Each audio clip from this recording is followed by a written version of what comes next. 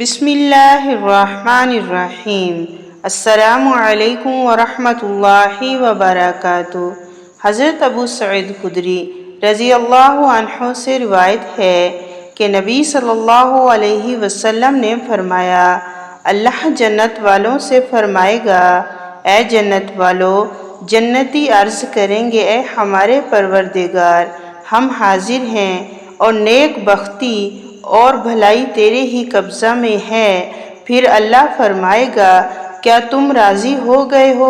جنتی عرض کریں گے، اے پروردگار، ہم کیوں راضی نہ ہوں، حالانکہ تو نے جو نعمتیں ہمیں عطا فرمائی ہیں وہ نعمتیں تو نے اپنی مخلوق میں سے کسی کو بھی عطا نہیں فرمائیں۔ پھر اللہ فرمائے گا، کیا میں تمہیں ان نعمتوں میں سے بڑھ کر اور نعمت عطا نہ کروں؟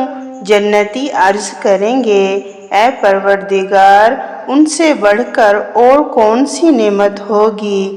پھر اللہ فرمائے گا، میں تم سے اپنی رضا اور خوشی کا اعلان کرتا ہوں، اب اس کے بعد سے میں تم سے کبھی بھی ناراض نہیں ہوں گا۔ حضرت ابو ہریرہ رضی اللہ عنہ سے روایت ہے کہ رسول اللہ صلی اللہ علیہ وسلم نے فرمایا، میری امت میں سے سب سے زیادہ مجھے پیارے وہ لوگ ہوں گے جو میرے بعد آئیں گے، لیکن ان کی تمنا ہوگی کہ کاش اپنے گھر والے اور مال کے بدلے میں میرا دیدار کر لیں۔